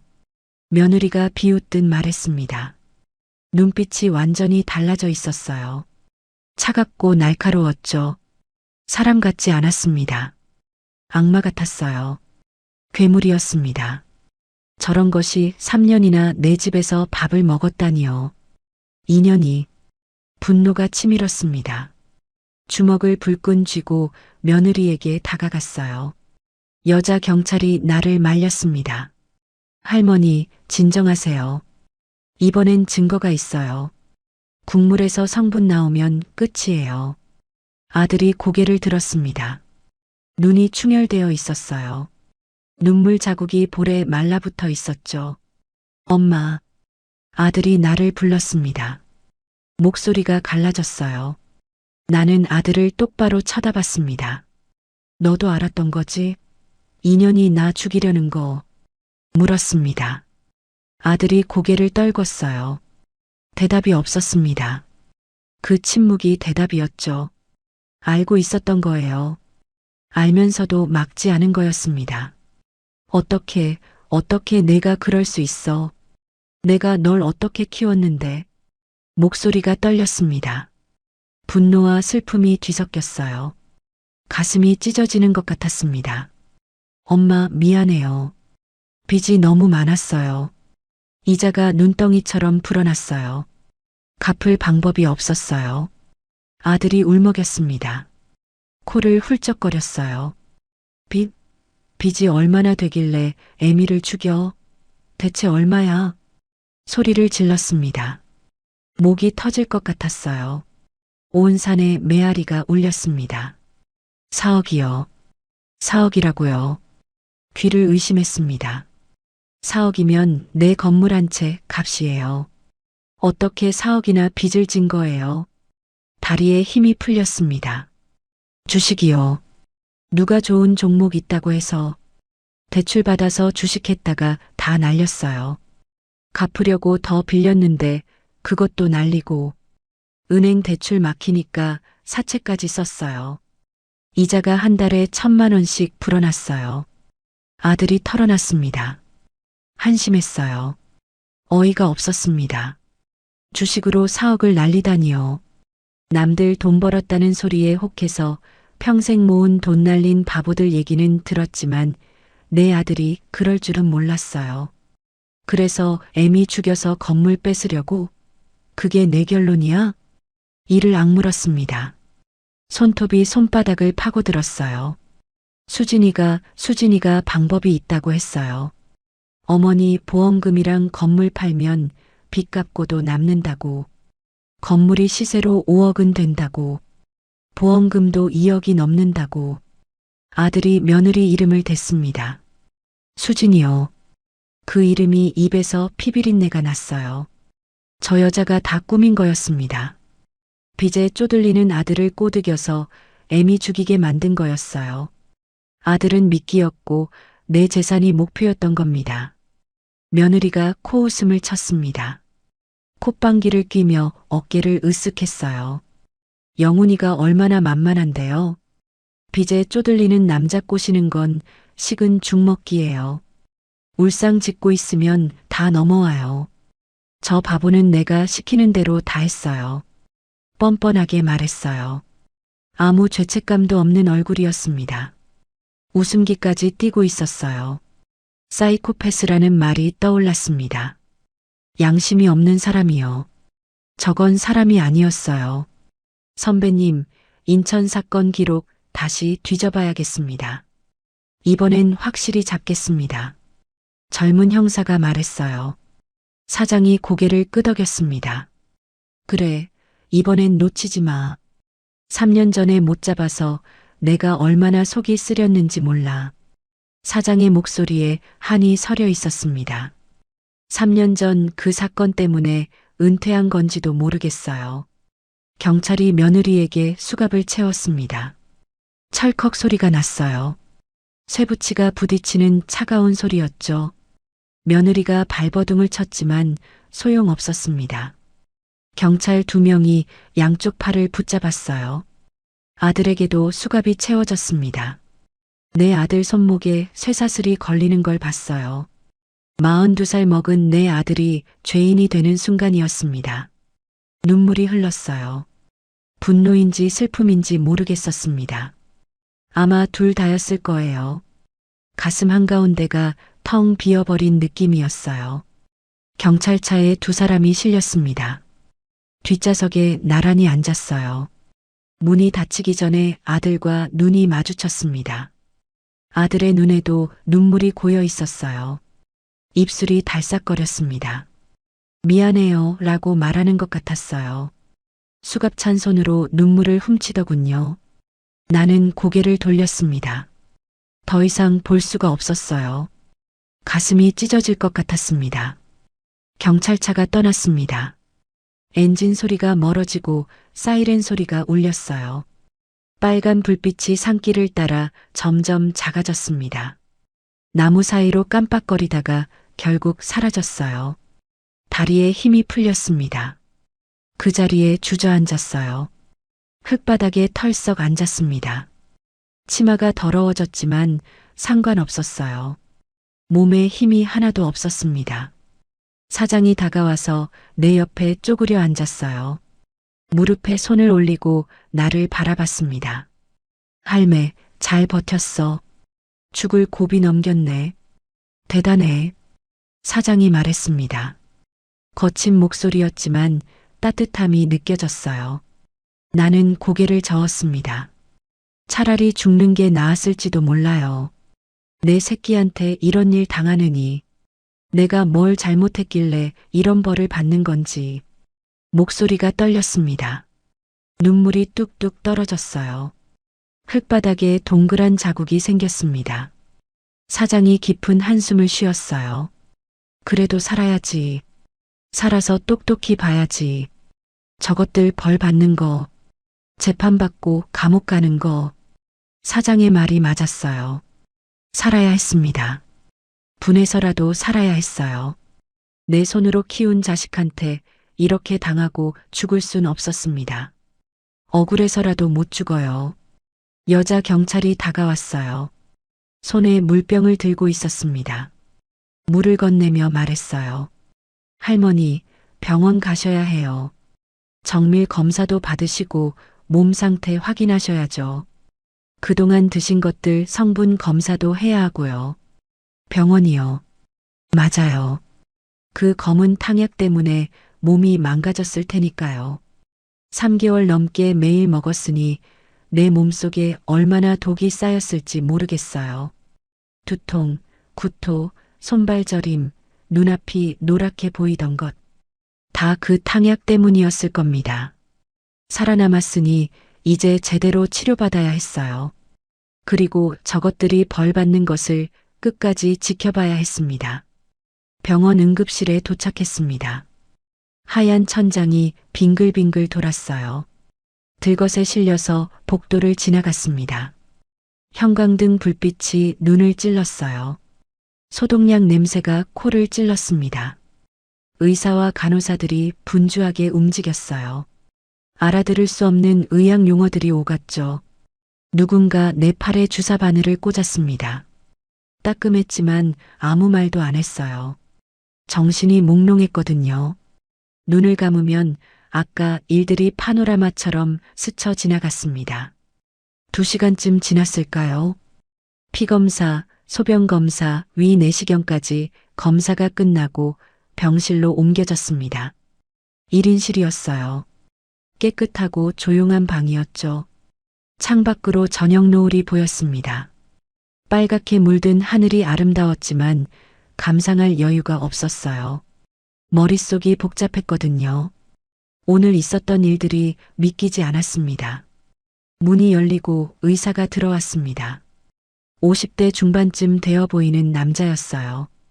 흰 가운을 입고 안경을 쓰고 있었죠. 손에 서류철을 들고 있었습니다. 표정이 어두웠어요. 좋은 소식이 아니라는 걸 직감했습니다. 박옥자 환자분 맞으시죠? 의사가 물었어요. 고개를 끄덕였습니다.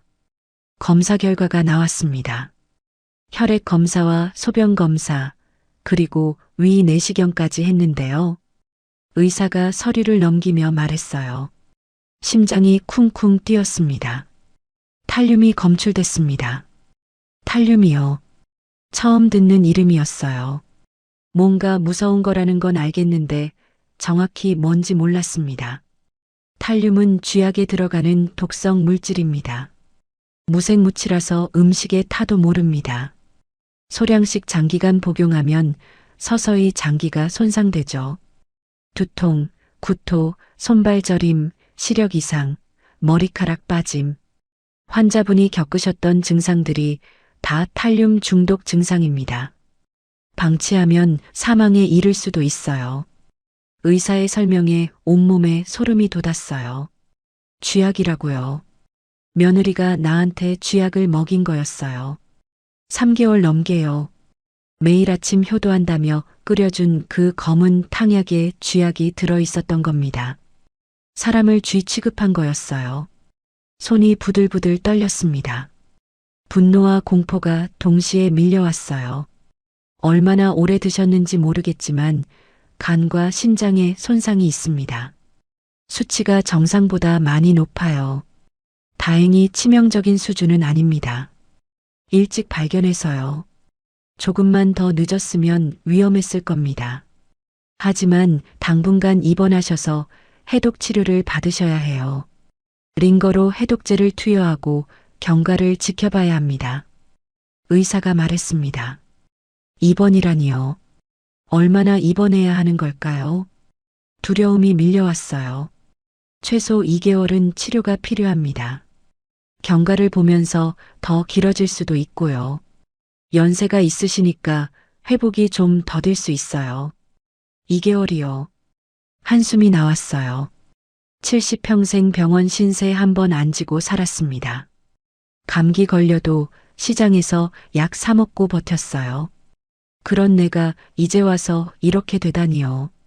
그것도 내 자식 때문에요. 하늘이 원망스러웠습니다. 의사가 나간 뒤 혼자 병실에 누워 있었습니다. 천장을 멍하니 바라봤어요. 하얀 천장이 텅 비어 보였습니다. 내 인생처럼요. 창밖이 어두워졌습니다. 저녁 노을이 사라지고 밤이 왔어요. 가로등 불빛이 창문에 비쳤습니다. 주황색 불빛이 천장에 그림자를 드리웠죠. 병실은 조용했어요. 복도에서 간호사들 발자국 소리만 가끔 들렸습니다. 발걸음이 지나갈 때마다 희미하게 삐걱거렸어요. 너무 조용해서 오히려 무서웠습니다. 휴대폰이 울렸어요. 경찰서 번호였습니다. 여자 경찰 목소리가 들려왔어요.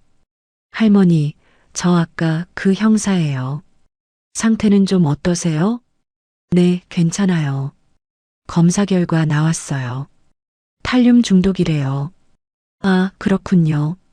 저희도 국물 성분 분석 결과 나왔는데 탈륨이 검출됐어요. 그리고 며느리 핸드백에서 나온 약통에서도 탈륨 성분이 나왔습니다. 증거는 확실해요. 증거가 확실하다니 다행이었어요. 이번엔 놓치지 않을 거라는 말이잖아요. 그리고 조사 결과 알려드릴 게 있어서요. 며느리 신원 확인했는데 본명이 따로 있더라고요. 김수진이 아니라 이정희예요. 주민등록증도 위조한 거였어요. 3년 전 인천 사건 때 수배됐다가 증거 불충분으로 풀려난 후 이름을 바꾸고 성형수술까지 하고 살았던 거예요. 전문 사기꾼이었습니다. 본명이 따로 있다고요. 가짜 이름에 가짜 얼굴로 우리 집에 들어온 거였어요. 처음부터 끝까지 다 거짓말이었습니다. 결혼도 사기였어요. 우리 아들을 노린 게 아니라 나를 노린 거였죠. 처음부터 내 재산이 목표였던 겁니다. 3년 동안 속아 산 거였어요. 아드님도 조사 중인데요. 아드님은 독살 계획을 사전에 알고 있었습니다. 공범으로 기소될 예정이에요. 공범이라고요. 내 아들이 애미 죽이는 일에 공범이라고요. 가슴이 철렁 내려앉았어요. 알고는 있었지만 막상 공식적으로 들으니까 다르더군요. 현실이 되는 느낌이었습니다. 재판은 언제쯤 하나요? 물었어요. 목소리가 떨렸습니다. 입술이 바짝 말랐어요. 기소까지 한 달 정도 걸릴 거고요. 재판은 그 이후에 시작될 겁니다. 할머니 증언도 필요해요. 피해자 진술이 중요하거든요. 괜찮으시겠어요? 증언이요. 법정에 서서 내 입으로 아들을 감옥에 보내야 한다는 거잖아요. 내가 낳은 자식을 내 손으로 고발해야 하는 거였어요. 가슴이 미어졌습니다. 칼로 찌르는 것보다 더 아팠어요. 하지만 고개를 끄덕였습니다. 해야 할 일이었으니까요. 피할 수 없었습니다. 전화를 끊고 나서 한참을 울었습니다. 소리 없이 눈물만 흘렀어요. 베개가 다 젖었습니다. 40년 장사하면서 온갖 풍파를 다 겪었지만 이렇게 서러운 적은 처음이었어요. 밤이 깊어갔습니다. 잠이 오지 않았어요. 눈을 감으면 아들 얼굴이 떠올랐거든요. 어릴 때 모습이요. 5살 때 처음 시장에 데려갔던 날이 생각났어요. 아빠 없이 엄마 손만 꼭 잡고 다니던 아이였죠. 콩나물 파는 내 옆에서 졸면서도 떠나지 않던 아이. 그 아이가 어쩌다 이렇게 됐을까요?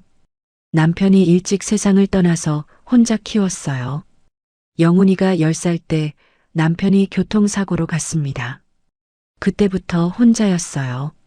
새벽같이 일어나 시장 나가고 밤늦게 들어오고 아들 얼굴 볼 시간도 없이 돈만 벌었습니다. 그렇게 번 돈으로 대학 보내고 결혼시키고 건물까지 사줬어요. 내가 뭘 잘못한 걸까요? 돈만 벌고 정을 못 줬던 걸까요? 바빠서 안아주지 못한 게 죄였던 걸까요? 그래도 이건 아니잖아요. 아무리 서운해도 애미를 죽이려 하다니요. 쥐약을 먹이다니요. 사람이 어떻게 그럴 수 있어요. 새벽 3시가 넘었습니다. 창밖에 달이 떠 있었어요. 반달이었습니다. 어릴 때 엄마가 불러주던 반달 노래가 떠올랐어요. 푸른 하늘 은하수 하얀 쪽배에 엄마 생각이 났습니다. 엄마는 진작 돌아가셨어요. 지금 살아계셨으면 뭐라고 하셨을까요? 아마 내 손을 잡고 같이 우셨을 거예요. 혼자였습니다. 이 넓은 세상에 나 혼자였어요. 남편도 없고 부모님도 없고 형제도 없고 이제 아들마저 잃었습니다. 아들이 살아있어도 이미 잃은 거나 마찬가지였어요. 애미 죽이려 한 자식이 무슨 자식이에요. 손주도 없었습니다. 며느리가 아이를 안 낳겠다고 했을 때 섭섭했지만 말 안 했어요. 요즘 세상 젊은이들 다 그렇다고 이해했죠. 그런데 지금 생각하면 처음부터 가정을 꾸릴 생각이 없었던 거였어요. 나를 죽이고 재산 뺏으면 이혼하고 도망갈 계획이었겠죠. 문득 죽고 싶다는 생각이 들었습니다. 이렇게 사는 게 무슨 의미가 있나 싶었어요. 건물이 있으면 뭐해요? 돈이 있으면 뭐해요? 물려줄 사람도 없는데, 함께 할 사람도 없는데, 혼자 밥 먹고 혼자 자고 혼자 늙어 죽을 텐데, 차라리 오늘 그 국을 먹고 죽었으면 이런 고통은 없었을 거예요. 살아남은 게 오히려 더 괴로웠습니다. 눈물이 또 흘렀습니다. 주체할 수 없이 쏟아졌어요. 베개를 끌어안고 소리 없이 울었습니다. 어깨가 들썩였어요. 온몸이 떨렸습니다. 울다 지쳐서 멍해졌어요.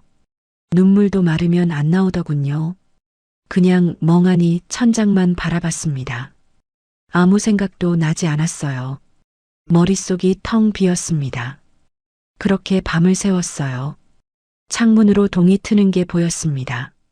하늘이 조금씩 밝아졌어요. 어둠이 걷히고 햇살이 비쳤습니다. 새들이 지저귀기 시작했어요. 병원 창밖 나무에서 참새들이 짹짹거렸죠. 새로운 하루가 시작되는데 나는 아무것도 하고 싶지 않았어요. 살아야 할 이유를 모르겠었습니다. 간호사가 아침 식사를 가져왔습니다. 죽이었어요. 하얀 쌀죽이 그릇에 담겨 있었죠. 김이 모락모락 피어올랐습니다. 그런데 그걸 보니까 며느리가 끓여주던 탕약이 생각났어요. 검은 탕약을 건네며 웃던 며느리 얼굴이 떠올랐습니다. 구역질이 났어요. 숟가락을 들 수가 없었습니다. 손이 떨렸어요. 어머님 안 드시면 기력이 없으세요. 한 숟가락이라도 드세요. 해독제 맞으시려면 체력이 있어야 해요. 간호사가 권했지만 고개를 저었어요. 아무것도 먹고 싶지 않았습니다. 입안이 쓰고 목구멍이 막힌 것 같았어요. 음식을 보면 그때 생각이 나서 삼킬 수가 없었습니다. 혼자 병실에 누워서 천장만 바라봤어요. 하얀 천장에 금이 간 곳이 보였습니다. 저 금처럼 내 인생도 금이 갔어요. 이제 어떻게 살아야 하나 싶었습니다. 70평생 열심히 살았습니다. 새벽같이 일어나서 밤늦게까지 일했어요. 그렇게 모은 돈으로 건물도 사고 아들도 키웠죠. 그런데 남은 건 빈 병실과 아픈 몸뿐이었어요. 이게 뭔가 싶었습니다. 이게 내 인생의 마지막 결말인가 싶었어요. 참으로 허무했습니다. 입원 3일째 되던 날이었습니다. 여전히 밥을 못 먹고 있었어요. 링거로 버티는 중이었죠. 팔뚝에 꽂힌 바늘이 욱신거렸습니다. 간호사가 와서 혈압을 재고 갔어요. 수치가 낮다며 걱정스러운 눈으로 쳐다봤습니다. 혼자 누워서 창밖만 바라봤어요. 병원 마당에 있는 벚나무가 보였습니다. 나뭇가지에 새가 앉았다 날아갔어요. 저 새처럼 헐헐 날아갈 수 있으면 좋겠다고 생각했습니다. 그때 병실 문이 열렸습니다. 낯익은 얼굴이 들어왔어요. 사장이었습니다. 산속식당 사장이요.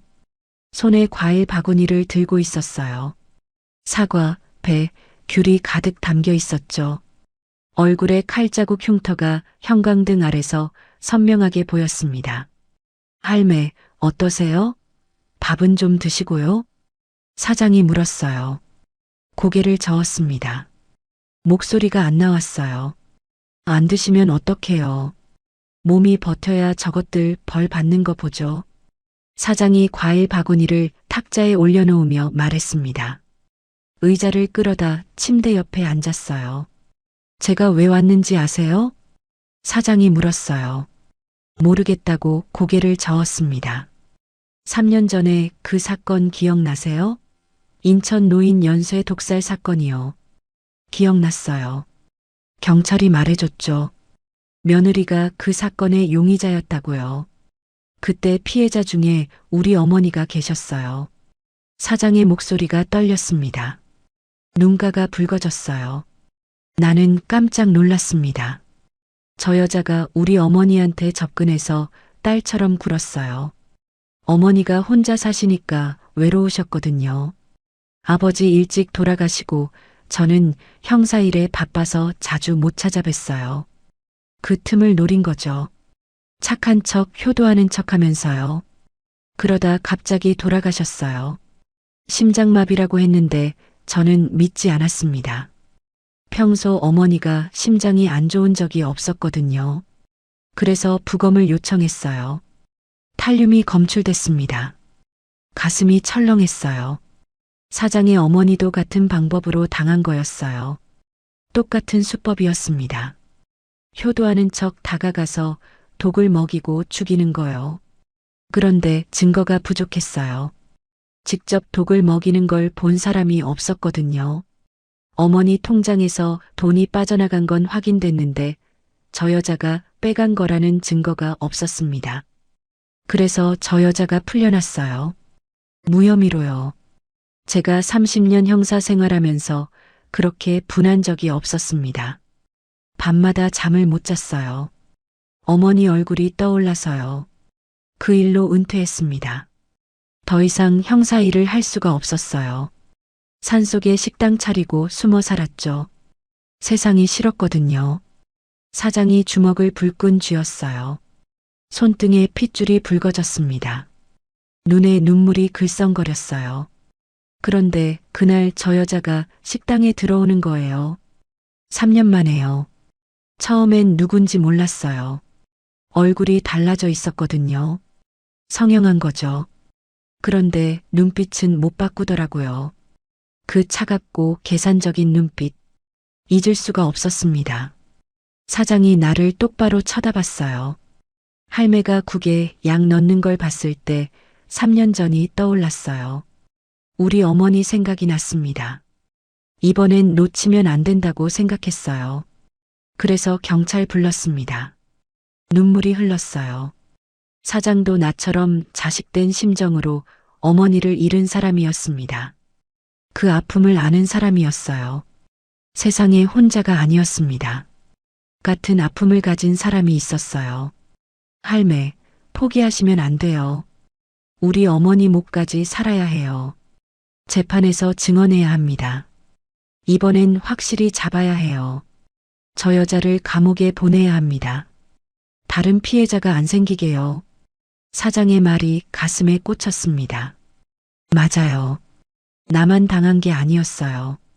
사장의 어머니도 인천의 다른 노인들도 당했습니다. 며느리를 놓치면 또 다른 피해자가 생길 거예요. 내가 증언하지 않으면 안 됐습니다. 밥 좀 드세요. 기력이 있어야 싸우죠. 굶으면 몸이 못 버텨요. 사장이 과일 바구니에서 사과를 꺼냈어요.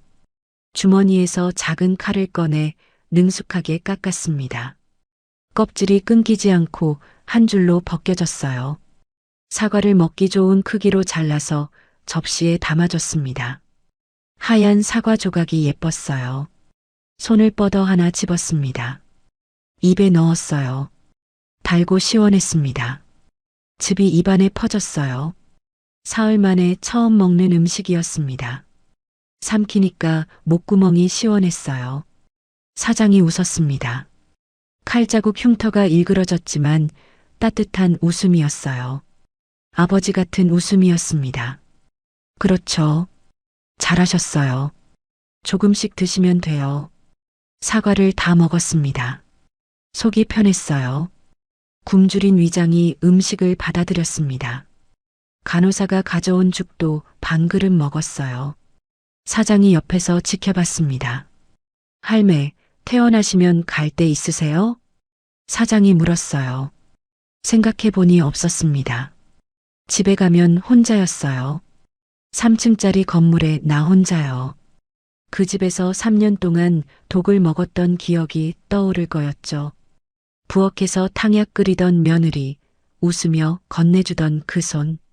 생각만 해도 구역질이 났어요. 갈 데 없으시면 우리 식당으로 오세요. 방이 2개 있어요. 하나는 비어 있습니다. 조용하고 공기 좋아요. 산 공기 마시면서 몸 추스르기 딱 좋을 거예요. 밥은 제가 해드릴게요. 맛은 보장 못하지만 독은 안 넣습니다. 사장이 농담을 했어요. 나도 모르게 웃음이 나왔습니다. 며칠 만에 처음 웃는 거였어요. 사장의 제안이 고마웠어요. 눈물이 또 났습니다. 세상에 이런 사람도 있구나 싶었어요. 고맙습니다. 정말 고맙습니다. 겨우 말했어요. 목이 메어서 더 말을 잇지 못했습니다. 사장이 돌아간 뒤 오래간만에 잠이 들었어요. 악몽을 꾸지 않았습니다. 며느리 얼굴도 안 나왔어요. 푹 잤습니다. 일어나니 해가 중천에 떠 있었어요. 창문으로 따스한 햇살이 들어왔습니다. 몸이 한결 가벼웠어요. 팔다리에 힘이 돌아오는 것 같았습니다. 그날 오후에 여자 형사가 찾아왔습니다. 아까 그 형사였어요. 조사할 게 있다고 했습니다. 나는 침대에서 일어나 앉았어요. 등을 베개에 기대고 자세를 바로 했습니다. 할머니, 상태가 좀 나아 보이시네요. 다행이에요. 형사가 웃으며 말했어요. 나도 고개를 끄덕였습니다. 며느리 이정의 조사 결과 추가로 알려드릴 게 있어서 왔어요. 형사가 서류 가방에서 파일을 꺼내 펼쳤습니다. 사진 몇 장이 끼워져 있었어요. 이 여자가 과거 3년간 3건의 유사 사건에 연루된 정황이 있어요. 인천 사건 말고도 대전과 부산에서 비슷한 사건이 있었거든요. 혼자 사는 노인에게 접근해서 재산을 빼돌린 뒤 의문사한 사건들이요. 피해자 모두 70 넘은 여성 노인이었고 다들 재산이 좀 있으셨어요. 3건이나요. 며느리가 3년간 3명을 죽였을 수도 있다는 거였어요. 내가 4번째 표적이었던 거죠. 소름이 돋았습니다. 등이 서늘해졌어요. 당시엔 자연사로 처리됐는데 이번 사건 터지고 나서 재조사에 들어갔어요.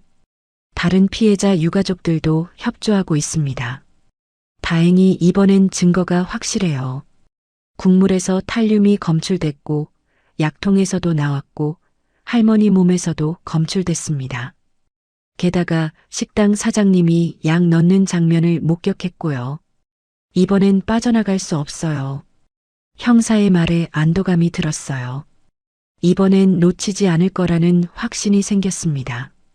재판 준비하시면서 진술서 작성해야 해요. 그동안 있었던 일 상세하게 적어주세요. 언제부터 탕약을 먹었는지, 증상이 어땠는지, 그날 무슨 일이 있었는지요. 기억나는 대로 자세히 적어주시면 돼요. 형사가 종이 5장과 펜을 건넸습니다. 나는 펜을 잡았어요. 손이 떨렸지만 글씨를 쓰기 시작했습니다. 오래간만에 펜을 잡으니 어색했어요. 처음엔 한 줄 쓰기도 힘들었습니다. 그날 일을 떠올리면 손이 떨렸거든요. 국그릇에 하얀 가루 넣던 며느리 손이 눈앞에 아른거렸어요. 하지만 사장의 말이 떠올랐습니다. 다른 피해자가 안 생기게 해야 한다고요. 사장 어머니 같은 분이 더 나오면 안 됐습니다. 펜을 꽉 쥐고 계속 썼어요. 3개월 전부터 며느리가 검은 탕약을 끓여줬습니다. 처음엔 효도인 줄 알았습니다. 그런데 점점 머리가 아프고 속이 메스꺼웠습니다. 손발이 저리고 눈앞이 노랗게 보였습니다. 한 장을 다 채웠어요. 2장, 3장. 그날 있었던 일을 빠짐없이 적었습니다. 새벽에 들은 대화 김 실장이라는 이름, 보온병, 약통, 국도로 돌아간 길, 식당에서 국에 약 넣는 장면까지요. 손가락에 굳은 살이 베길 정도로 꾹꾹 눌러 썼습니다. 다 쓰고 나니 해가 저물어 있었습니다. 손목이 아팠어요. 하지만 속이 후련했습니다. 내가 할 수 있는 일을 한 거였어요. 형사가 진술서를 받아들고 말했습니다. 잘 쓰셨어요. 이거면 충분합니다. 재판에서 꼭 이기겠습니다. 형사가 진술서를 가방에 넣으며 말했어요. 악수를 청했습니다. 나는 손을 내밀었어요. 형사가 나간 뒤 창밖을 봤어요. 저녁 노을이 붉게 물들어 있었습니다. 구름이 주황빛으로 타오르고 있었죠. 아름다웠어요. 사흘 전엔 보이지 않던 것이 이제 보였습니다. 하늘도 보이고 나무도 보이고 새도 보였어요. 살아야겠다는 생각이 들었습니다. 살아서 저것들이 벌 받는 걸 봐야겠다고요. 그리고 사장 어머니 목까지 살아야겠다고요. 나만 살아남은 게 아니었어요. 다른 피해자들을 위해서라도 끝까지 싸워야 했습니다. 밤에 죽 한 그릇을 다 비웠습니다. 처음이었어요. 입원하고 처음으로 밥그릇을 비운 거였죠. 간호사가 놀라며 웃었습니다. 잘하셨다고 엄지를 치켜 세웠어요. 나도 웃었어요. 진심으로 거울에 비친 내 얼굴이 사흘 전보다 나아 보였어요. 눈에 힘이 돌아왔어요. 3개월이 지났습니다. 가을이 가고 겨울이 왔어요. 나뭇잎이 다 떨어지고 앙상한 가지만 남았습니다. 드디어 재판 날이 되었어요. 2월 첫째 주 월요일이었습니다. 법원 앞에 서니 가슴이 두근거렸어요. 손이 차가웠습니다. 사장이 옆에 서 있었어요. 퇴원 후 사장의 식당에서 지내는 동안 많이 좋아졌습니다. 몸도 마음도요. 매일 산 공기 마시고 사장이 해주는 밥 먹으면서 살이 붙었어요. 혈색도 돌아왔죠. 법정에 들어갔습니다. 높은 천장에 나무벽이 엄숙한 분위기를 자아냈어요. 나무 의자가 줄지어 있었습니다. 앞쪽에 판사석이 높이 자리 잡고 있었죠. 태극기와 법봉이 보였어요. 발자국 소리가 울렸습니다. 긴장되었어요. 손에 땀이 났습니다. 사장이 내 손을 꼭 잡아줬어요. 피고인석에 두 사람이 앉아 있었습니다. 며느리와 아들이었어요. 3개월 만에 보는 얼굴이었죠. 둘 다 회색 죄수복을 입고 있었습니다. 며느리는 여전히 차가운 눈빛이었어요. 표정 하나 변하지 않았습니다. 마치 남의 일처럼 무심한 얼굴이었죠. 아들은 고개를 숙이고 있었어요. 수척해져 있었습니다. 광대뼈가 튀어나오고 눈이 움푹 들어가 있었죠. 머리카락도 많이 빠진 것 같았어요. 3개월 전 그 사람이 맞나 싶을 정도였습니다. 재판이 시작되었습니다. 검사가 증거를 제시했어요. 국물에서 검출된 탈륨 성분 분석 결과, 약통에서 나온 탈륨 가루, 내 몸에서 검출된 탈륨 수치, 그리고 사장의 목격 진술까지요. 증거가 산더미처럼 쌓였습니다. 내 차례가 왔어요. 증인석에 섰습니다. 다리가 떨렸어요. 판사가 나를 바라봤습니다. 엄숙한 표정이었죠. 증인은 진실만을 말할 것을 선서합니까? 예, 선서합니다. 목소리가 떨렸지만 또렷하게 대답했어요. 오른손을 들고 선서했습니다. 검사가 질문을 시작했어요. 피해자께서 처음 이상을 느끼신 게 언제였습니까? 3개월 전 새벽이었습니다. 며느리가 전화하는 소리를 들었어요. 김 실장이라는 사람과 통화했는데 오늘 끝내야 한다고 했습니다. 시어머니가 다 들었으면 어쩌냐고도 했어요. 그날 있었던 일을 하나하나 말했어요. 새벽의 대화, 은색 보온병, 고속도로 대신 국도로 돌아간 길, 휴게소에서 엿들은 대화 사고 현장에서 나보다 보온병을 먼저 챙긴 것, 식당에서 국에 약을 넣는 것을 본 것까지요. 말하면서 손이 떨렸습니다. 목소리가 갈라졌어요. 하지만 끝까지 말했습니다. 다른 피해자들을 위해서요. 변호사가 반박을 시도했지만 증거가 너무 확실했습니다. 사장도 증인석에 섰어요. 30년 형사 경력의 눈으로 본 것을 증언했습니다. 며느리가 국에 약을 넣는 장면을 직접 봤다고요. 며느리의 과거도 밝혀졌습니다. 인천, 대전, 부산에서 있었던 유사 사건들이요. 다른 피해자 유가족들도 법정에 왔어요. 사장처럼 어머니를 잃은 사람, 아버지를 잃은 사람, 모두 같은 수법으로 당했습니다. 며느리는 전문적인 연쇄 범죄자였어요. 마지막으로 아들이 진술했습니다. 고개를 숙인 채 작은 목소리로 말했어요. 다 제 잘못입니다. 빚에 쪼들려서 판단력을 잃었습니다. 아내가 방법이 있다고 했을 때 막았어야 했는데 그러지 못했습니다. 어머니께 용서를 빌고 싶습니다. 아들의 목소리가 갈라졌어요. 어깨가 들썩였습니다. 울고 있었어요. 나도 눈물이 났습니다. 미운 마음과 불쌍한 마음이 뒤섞였어요. 내가 낳은 자식인데 어쩌다 이렇게 됐을까요?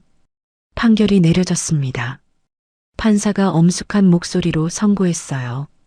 피고인 이정희는 살인미수, 사기, 유사수법 연쇄범죄로 징역 25년을 선고합니다. 피고인 박영우는 살인미수 공범으로 징역 7년을 선고합니다. 피고인들을 법정 구속합니다. 법봉이 탁 소리를 냈어요. 며느리는 25년, 아들은 7년이었습니다. 방청석에서 박수 소리가 터져 나왔어요. 다른 피해자 유가족들이었습니다. 사장도 눈물을 글썽거렸어요. 3년간의 한이 풀리는 순간이었죠. 며느리가 끌려나가면서 나를 쳐다봤습니다. 차갑고 날카로운 눈빛이었어요. 원망이 담겨 있었죠. 하지만 더 이상 무섭지 않았습니다. 이제 끝났으니까요. 아들이 끌려나갈 때 잠깐 눈이 마주쳤어요. 아들의 눈에 눈물이 고여 있었습니다. 입술이 달싹거렸어요. 죄송합니다. 라고 말하는 것 같았습니다.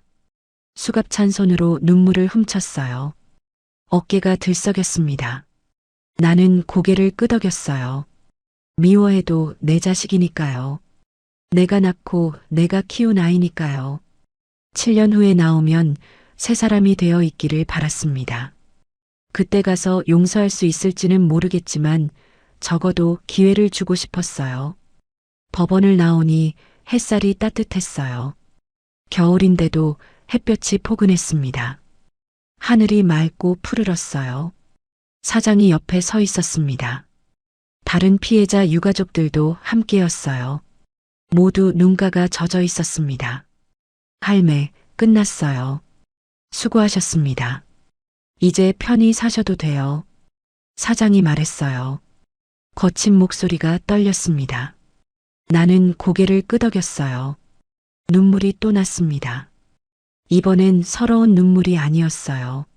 안도의 눈물이었습니다. 3개월간의 악몽이 끝난 거였어요. 사장 어머니를 비롯한 다른 피해자들의 한도 조금은 풀렸겠죠. 사장의 차를 타고 산속 식당으로 돌아왔어요. 2시간 넘게 걸렸습니다. 산길을 구불구불 올라갔어요. 창밖으로 앙상한 나무들이 지나갔습니다. 3개월 전 처음 이 길을 왔을 때가 떠올랐어요. 그때는 죽을 것 같았는데 지금은 달랐습니다. 이제 여기가 내 집이었어요. 서울 건물은 부동산에 내놨습니다. 더 이상 그 집에서 살고 싶지 않았거든요. 3년 동안 독을 먹은 곳이니까요. 그 부엌에서 며느리가 탕약 끓이던 모습이 떠오를 테니까요. 건물이 팔리면 그 돈으로 이 산속에서 조용히 살 생각이었습니다. 식당 문을 열고 들어가니 따뜻한 공기가 감쌌어요. 난로에 불이 피워져 있었습니다. 냄비에서 김이 모락모락 났어요. 사장이 미리 국을 끓여놓은 거였죠. 배고프시죠? 밥 먹어요. 오늘 특별히 갈비탕 끓였습니다. 사장이 밥상을 차렸습니다. 갈비탕에서 김이 모락모락 올랐어요. 된장찌개, 시금치나물, 김치, 계란말이까지. 소박하지만 정성이 담긴 밥상이었어요. 3개월 전 이 식당에서 독이 든 국을 먹을 뻔했는데 이젠 이렇게 따뜻한 밥을 먹고 있었습니다. 숟가락을 들었어요. 국물을 한 숟가락 떴습니다. 입에 넣었어요. 따뜻하고 구수했습니다. 갈비 맛이 진했어요. 이제 음식이 무섭지 않았습니다. 누군가 해주는 밥이 이렇게 고마운 줄 처음 알았어요. 맛있어요. 진심이었어요. 사장이 웃었습니다. 저녁을 먹고 마당에 나갔어요. 하늘에 별이 가득했습니다. 서울에선 볼 수 없는 별이었죠. 은하수가 희미하게 보였어요. 산 공기가 차갑지만 상쾌했습니다. 폐가 깨끗해지는 기분이었어요. 깊이 숨을 들이쉬었습니다. 내쉬는 숨이 하얗게 피어올랐어요. 3개월 전엔 죽고 싶었어요. 살아서 뭐 하나 싶었죠. 혼자 병실에 누워서 천장만 바라보던 그날들이 떠올랐습니다. 그런데 지금은 달랐어요. 살아있어서 다행이라고 생각했습니다. 사장을 만나서 다행이고 이 산속 식당에 온 게 다행이었어요. 세상에 혼자가 아니었습니다. 내일부터 식당 일을 돕기로 했어요. 사장 혼자 힘들어하는 게 보였거든요. 손님이 많지는 않지만 혼자서 요리하고 서빙하고 청소하고 장보기까지 하려면 힘들었습니다. 40년 시장 장사 경력이 있으니 뭐든 할 수 있었어요. 손님 받고 반찬 만들고 청소하고 할 일이 생기니 기분이 좋았습니다. 쓸모 있는 사람이 된 것 같았어요. 그냥 얹혀 사는 게 아니라 함께 일하는 동료가 되는 거였죠. 밤하늘을 올려다봤습니다. 별이 반짝거렸어요. 마치 돌아가신 부모님이 내려다보는 것 같았습니다. 남편도 저기 어딘가 있겠죠. 영훈이 아빠요. 우리 아들이 이렇게 됐다고 말하면 뭐라고 할까요? 아마 저도 마음이 아프겠죠. 하지만 나 잘 살고 있다고 말하고 싶었어요. 걱정하지 말라고요. 72살의 새 인생이 시작됐습니다. 늦었다고 생각하지 않았어요. 아직 할 일이 많았으니까요. 건강이 허락하는 한 열심히 살 생각이었습니다. 사장 어머니처럼 억울하게 돌아가신 분들을 위해서라도 건강하게 오래 살아야 했습니다. 문득 사장이 했던 말이 떠올랐어요. 우리 어머니 목까지 살아야 한다고요. 그래요. 그분들 목까지 살겠습니다. 맛있는 거 먹고 좋은 공기 마시고 별 보면서요. 식당 안에서 사장이 불렀어요. 할매, 들어와요. 밖에 추워요. 웃음이 났습니다. 잔소리꾼 아들 같았어요. 아니, 이제 사장이 내 가족이었습니다. 피는 안 섞였지만 같은 아픔을 나눈 사이니까요. 세상에서 가장 소중한 인연이었어요. 식당 안으로 들어갔어요. 난로불이 따뜻했습니다. 장작이 타닥타닥 소리를 냈어요. 사장이 차를 끓여주었습니다. 유자차였어요. 향긋하고 달았습니다. 손끝까지 따뜻해졌어요. 창밖으로 눈이 내리기 시작했습니다. 하얀 눈송이가 펄펄 날렸어요. 내일 아침엔 온 세상이 하얗게 덮여 있겠죠. 나무도 지붕도 마당도 다 하얗게요. 새하얀 눈처럼 내 인생도 다시 시작이었습니다. 지난 일은 눈처럼 덮어두고 새롭게 사는 거예요. 따뜻한 방에서 유자차를 마시며 눈을 바라봤어요. 평화로웠습니다. 3개월 전엔 상상도 못했던 평화였어요. 그때는 내일이 두려웠는데 지금은 내일이 기다려졌습니다. 살아남아서 정말 다행이었어요. 이제 남은 인생 후회 없이 살 생각입니다. 꼭 그럴 거예요. 반드시. 오늘의 사연 어떠셨나요? 사연이 마음에 닿았다면 더 좋은 사연으로 찾아뵐 수 있도록 구독과 좋아요를 눌러주세요. 그리고 사연의 주인공을 위한 따뜻한 말씀도 댓글로 부탁드립니다. 여러분의 오늘을 응원합니다. 인생 소풍이었습니다.